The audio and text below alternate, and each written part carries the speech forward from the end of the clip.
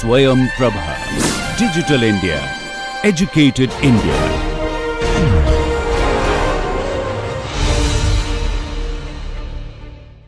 It's a great pleasure to be here, and since we may not have time to show slides or photographs in the next commemorative session, I will show a few pictures with Sati. I have chosen them. The first slides are Sati's presence in my first retirement in 2010 in Pune. And you can see some difference. Some of our hair are black, and next photograph you will see us very recently in Mumbai. That is during my 75th birthday. And with that nice interaction with Sati for so many years, let me begin my technical talk. We saw molecules in space in the last lecture, so I will show you some molecules on Earth and their characteristics. And it's like a long story at our age group. So I'm going to tell you the whole movie for last whatever works we have been doing. So it's a tale of on the pattern of Tale of Two Cities. I have chosen this title. It's these are my coordinates in Pune currently, and these are my two workplaces. One is IIT Kanpur and one is University of Pune. These are the people with whom I have been doing the work in this area, and Suresh is here. His talk will be after, the last one in this session. So what I will do is, those who are uninitiated in topology, I will introduce some concepts. Bear with me if you have heard me before few times. And we will introduce of course, MED is an abbreviation for molecular electron density. The quantity with which I played for many, many years is MESP, which is molecular electrostatic potential. And then we will explore topological features of these two scalar fields. I will tell you a little bit of history in the beginning, and then we'll go into our work. Especially interesting would be MESP of large systems. And just to show you that we are still active at this time, I will show you a few recent studies. That is the plan. So a little bit of history of this. The motivation for doing this is to extract quantities of interest from, especially observable, from the wave function, which is multidimensional and very hard to interpret. So there are methods right from, the Mulliken's population analysis and various ways to extract useful information from the wave function. And we use two tools. One is extract molecular electron density as well as a derived scalar field, which we call molecular electrostatic potential. So of course to this audience I need not give the definition, but that's the definition of electron density for a many electron system. I take mod of psi squared, integrate over all but one coordinates, and that's my electron density, observable through X-ray diffraction experiments. These are the things which we used to see in early 60s, 70s. People used to plot them by hand, calculate and plot the electron densities by hand. And these are the papers which I saw starting with my PhD days. That was the limit of quantum chemistry. Diatomics, their contour maps of electron densities and so on. and see from there where we have come in the last maybe 60 odd years. Coming to the topic, I introduced few things, bear with me again if you have heard. A critical point is a point where the gradient of that field vanishes, and then there are ways to classify them. They are classified in terms of two quantities, rank, which I am calling R, and signature, which I am calling sigma. Rank is the number of essentially dimensionality of the field, and sigma is the signature, which is based on the eigenvalues, nature of eigenvalues of Hessian matrix that we calculate. And then based on that, we can classify a critical point. For a three-dimensional scalar field, all the three eigenvalues are positive, all of them are negative, or 2 positive, 1 negative. So accordingly, 3 plus 1, 3 plus 3, 3 minus 3, and 3 minus 1. These are the critical points. And then there are some very nice relations. Very beautiful one is Poincaré-Hopf relation, which connects the CPs in a particular way. And on the right hand side, you have, I won't go into detail of that. You see a quantity called Euler characteristic of the scalar field, and for a molecule, and then I can calculate it using asymptotic behavior of that field.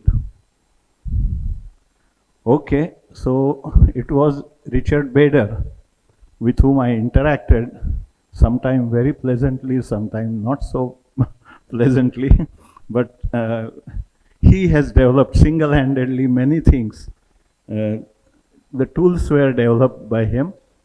Possibly you can't read all the details there, but the main thing that he developed was the existence of a saddle point, 3 minus 1, and then a whole area of research which he calls atoms in molecules theory, which is based on, I'll show you on the next slide, what we call as ZFS, zero flux surface, which he defined. And you can partition the 3D space using his ideas. That's the basic contribution of Richard Bader. Lot of details here, which I'll not go into. The main thing that he discovered was there is an existence of a zero flux surface, which we'll define on the next slide. And that partitions the space into various parts, various atoms in molecules, as the name goes. This is a very famous book, which I think all chemists should read. Very, very interesting, nice book. So that's the partitioning as given by ZFS around. And this is the part of zero flux surface. I am taking ethylene molecule. So you can see 4 atoms. And if I take gradient paths, the way I define a gradient path, they will all point towards the atom here. And in this space, they will all terminate at carbon atom. As you know, the basic properties of gradient paths, they will go towards the nuclei. And very famous theory used by many quantum chemists today. AIM is, one of the most quoted areas of research in quantum chemistry today. However, we chose a slightly different path. We chose to work on a related scalar field, which is derived from the information of the nuclear positions and the electron density. So the quantity V of R, which I am calling as MESP, is the sum of the nuclear potential, point charges, and the electronic potential. For historic reasons, electrons were called negative. So there are 2 terms. First term is positive, second term is negative.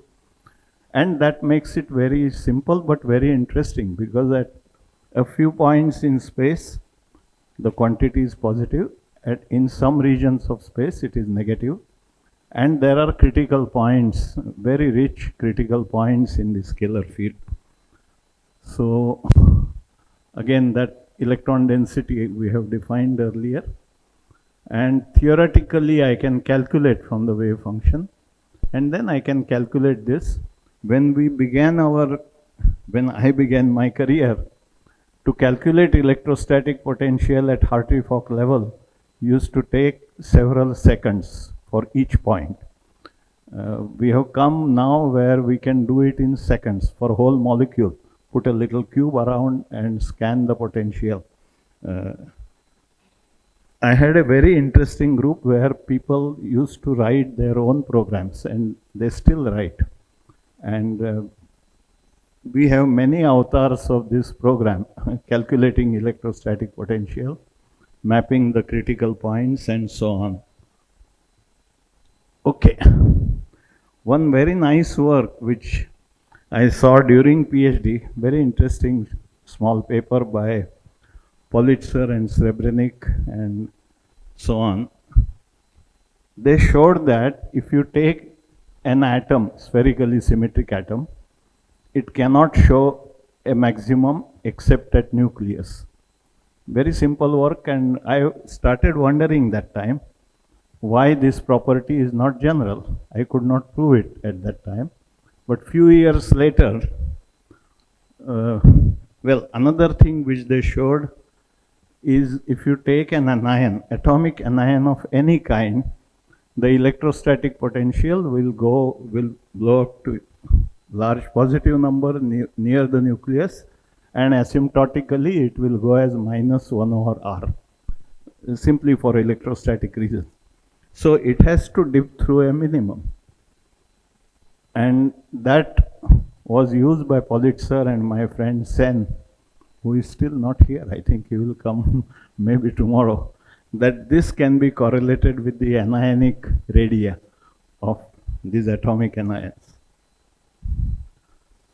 Extending it to molecules was very simple. I mean, the proof is based on maybe BSc calculus of many variables. The proof is very simple. For a minimum to occur or any critical point, all the first order partial derivatives should be 0, and second order partial derivatives through Poisson equation, del squared V is 4 pi rho, and actually those are sum of 3 eigenvalues of the Hessian. And for a minimum, those 3 should be positive, and if they are, you get a trouble if they are not positive. So using this proof by contradiction, you can rule out that there is no maximum in space for this. So del squared V is 4 pi rho, which is positive, and it cannot be if you are interested in the maximum. So very simple. I wonder why it was missed by people like Professor Politzer, but we could give that proof many, many years ago. And another interesting thing is anions. Molecular anions are very interesting species.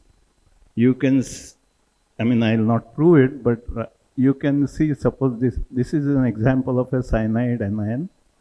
What you see here is contours, old work, so we had to hand trace still those contours. The full line contours are positive potential and the dotted lines are negative. And any anion, any molecular anion will be surrounded by a sheath of positive charge followed by negative potential. And there are critical points. These are all, you cannot see them, but stars and plus signs. So any anion of any kind will have a surrounding sheath of negative potential, and we generalize that to many, many molecules, wrote a few papers in inorganic chemistry giving their pictures, anisotropies of those anions, sizes, shapes. And very interestingly, there is a zero flux surface surrounding an anion, so that, if you use Gauss's theorem, del V dot ds is equal to integral of the charge density inside, the total electronic density, and the nuclear charges. So net, this is 0. So del V dot ds equal to 0 is this surface that we construct. And by this theorem, the net charge enclosed in that is 0. Okay, so there is a balance of positive and negative charges in that region. So few things which we discovered are no non-nuclear maxima, then lone pairs or charge localization stand out very beautifully as negative valued electrostatic potential minima. And then there are joining saddles, and the story is quite interesting. So you go on doing that. One interest my group had was to develop algorithms and codes which people can use. And in this, we developed a few codes for visualizing, for calculating, mapping the topology, and so on. So I'll show you some examples of what we did long back. Somebody wrote a code for developing visualization of these scalar fields. The code is still used, available to people. Then Bala, who is here, wrote a code to map the critical points of the electrostatic potential. I won't go into algorithm here, but some way to search, look at the critical point and locate it fast. We had a parallel computing organization next door, and all our codes were parallelized right from 1989 onwards. This is the latest avatar of our code.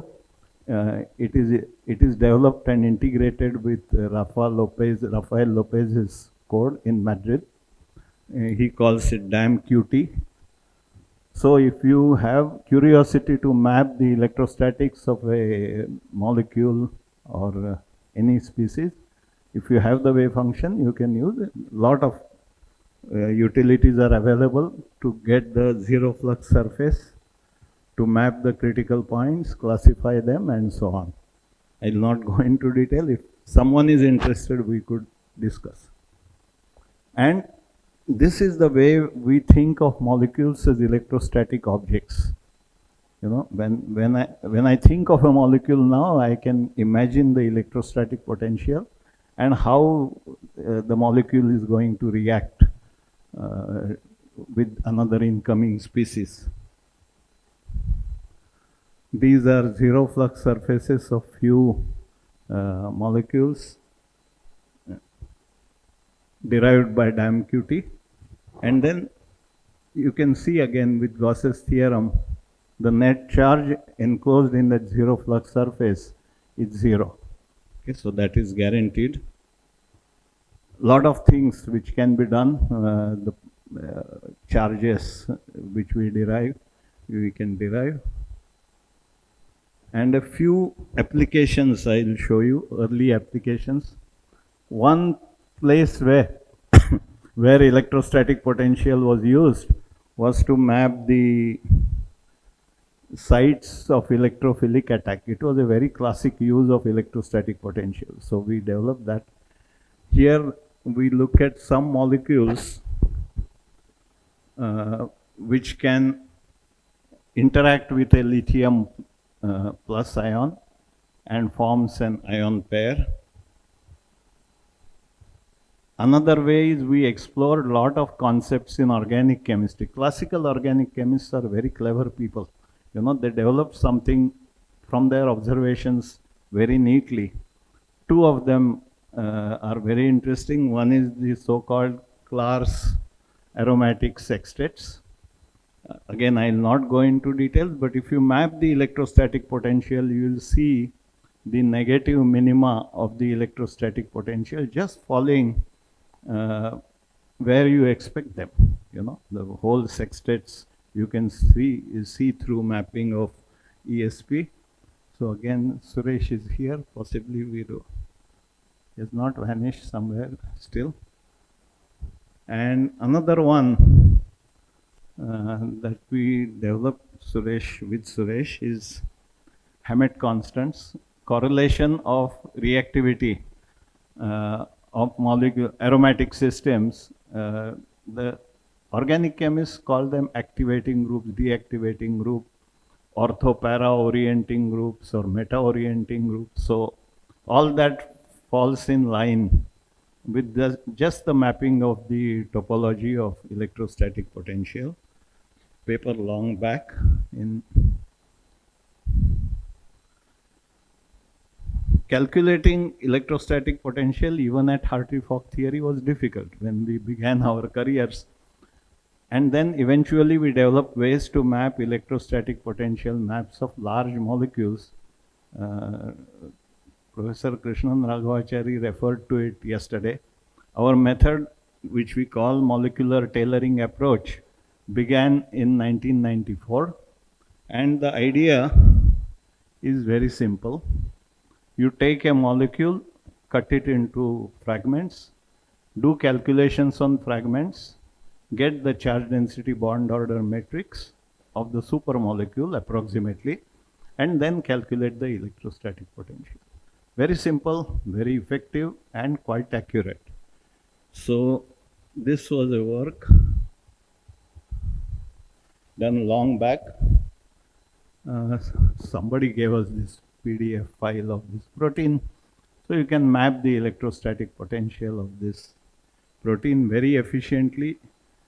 Those days you could not have done it on the available computers, but you could do it. So this isosurface is of a large negative value, and you can see very beautifully the electrophilic regions coming out. This is a protein which has potassium channel, K plus an ion can go through. So again, we played with it. With it, a direct calculation of the electrostatic potential was impossible.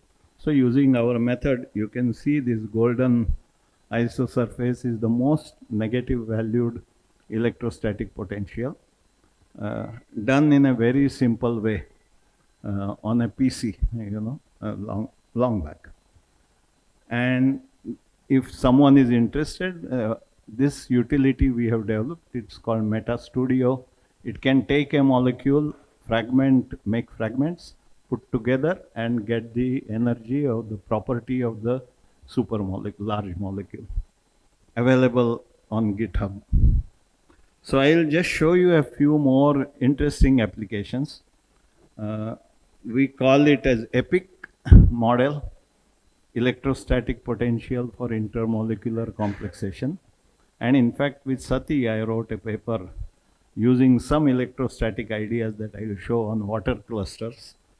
The idea is take two species A and B interacting with each other, take the potential of the species A, MESP of A, and the charges on B, put them together.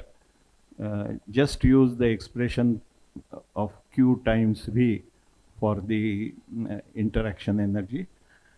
And then our first work on this was done on DNA base pairs. We extended it to DNA triplexes, DNA based triplexes. Very easy to do, and the generated geometries and energetics agree reasonably well with doing full calculations. We wrote a code which is again available, a molecular cluster builder, which we developed over the years. I don't have time to go into algorithm of it. And we tried it on many weakly bound clusters. Some of them I am showing here. Joan, who is possibly not here, lot of interest on carbon dioxide clusters, so we worked out large carbon dioxide clusters using our algorithm. And it goes on, and of course Suresh will tell the story in a much better way in the next talk, the last talk of this session. We have chosen very interesting systems, and possibly Suresh will tell you more about systems which have aromatic moieties and anti-aromatic moieties and interplay between them. And recently we wrote a review of this. Some very interesting systems that we have done with this group are carbon infinity in molecules, some strange architectures of organic molecules, their electrostatics and topology. So few things, I mean, I'm sorry I gave a kind of large canvas. I used a large canvas for my talk, but few things, take home messages. One is the theorems that we use, they are universal. No non-nuclear maxima in electrostatic potential. Secondly, molecular anions, it's a universal picture. And you can use MESP for various things like putting weakly interacting systems together. Most interestingly, and I would like to point it out, is that the codes that we developed are all parallel, and if you want to use, they are available, and possibly these will stay in the literature, I hope, for days to come. Again, let me wish Sati a very happy next 25 years or whatever, and thank you very much for your attention. Swayam Prabha, Digital India, Educated India.